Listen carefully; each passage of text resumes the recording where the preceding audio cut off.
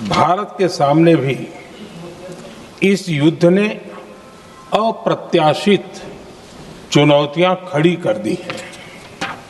ये चुनौतियां आर्थिक भी हैं, नेशनल सिक्योरिटी से जुड़ी भी हैं और मानवीय भी हैं।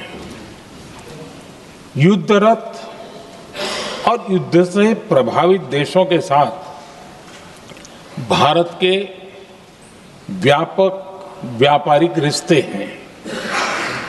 जिस क्षेत्र में युद्ध हो रहा है वो दुनिया के दूसरे देशों के साथ हमारे व्यापार का भी एक महत्वपूर्ण रास्ता है। विशेष रूप से कच्चे तेल और गैस की हमारी जरूरतों का एक बड़ा हिस्सा यही क्षेत्र पूरा करता है। हमारे लिए ये रीजन एक और कारण से भी अहम है। लगभग 1 करोड़ भारतीय खाड़ी देशों में रहते हैं और वहां काम करते हैं। वहां समंदर में जो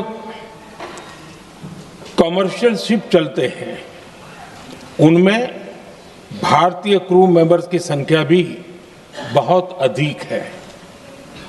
ऐसे अलग अलग कारणों के चलते भारत की चिंताएं स्वाभाविक रूप से अधिक है। इसलिए ये आवश्यक है कि भारत की संसद से इस संकट को लेकर एक मत और एकजुट आवाज दुनिया में जाए।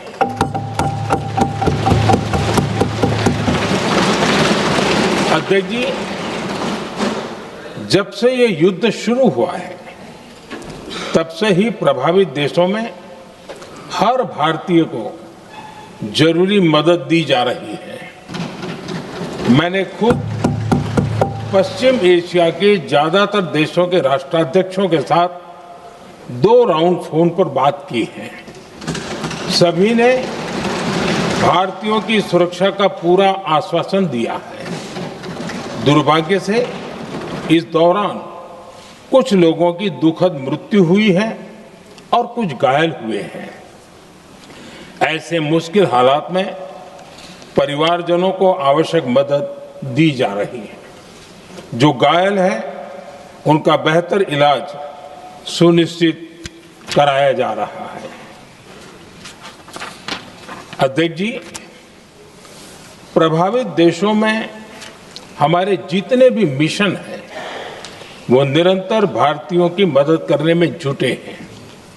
वहां काम करने वाले भारतीय हो या फिर जो टूरिस्ट वहां गए हैं, सभी को हर संभव मदद दी जा रही है। हमारे मिशन नियमित रूप से एडवाइजरी जारी कर रहे हैं।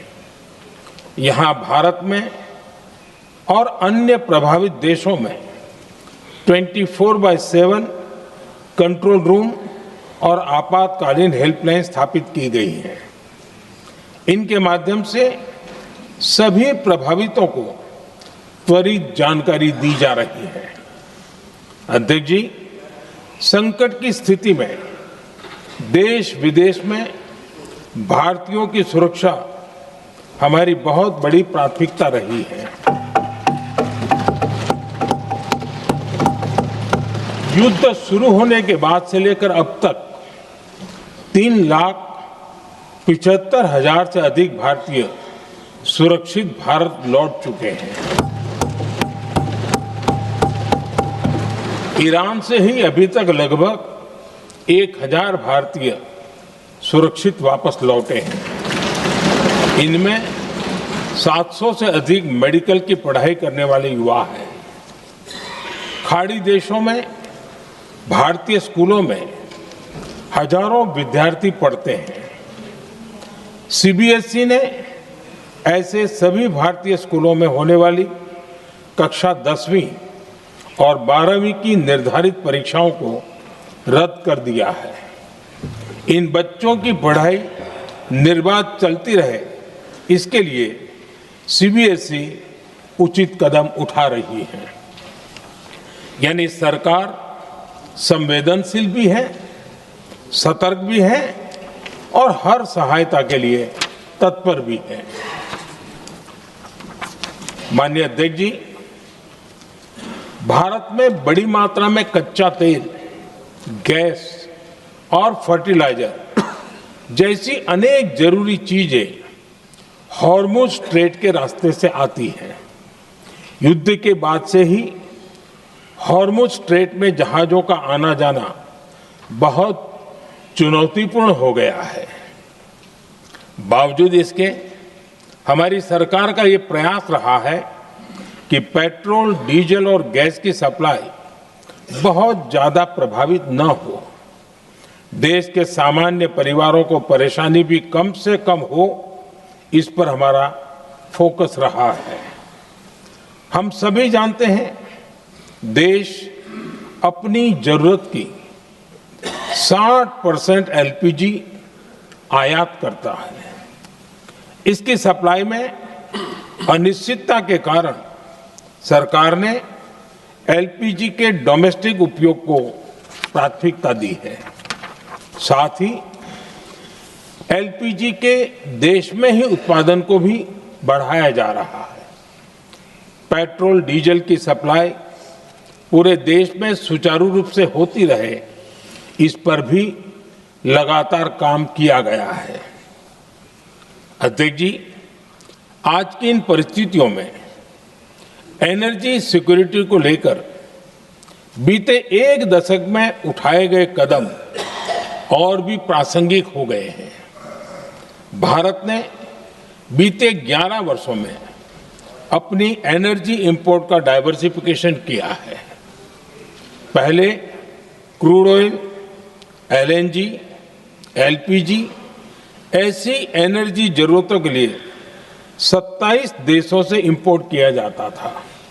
वहीं आज भारत 41 देशों से एनर्जी इंपोर्ट करता है। अध्यक्ष जी, बीते दशक में भारत ने संकट के ऐसे ही समय के लिए कच्चे तेल के भंडारण को भी प्राथमिकता दी है। आज भारत के पास 53 लाख मीट्रिक टन से अधिक का स्ट्रेटेजिक पेट्रोलियम रिजर्व है और 65 लाख मीट्रिक टन से अधिक के रिजर्व की व्यवस्था पर देश काम कर रहा है।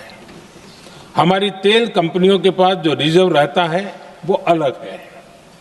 बीते 11 वर्षों में हमारी रिफाइनिंग कैपेसिटी में भी उल्लेखनीय वृद्धि हुई है। अध्यक्ष जी, सरकार अलग अलग देशों के सप्लायर्स के साथ भी लगातार संपर्क में है। प्रयास ये है कि जहां से संभव हो वहां से तेल और गैस की सप्लाई होती रहे।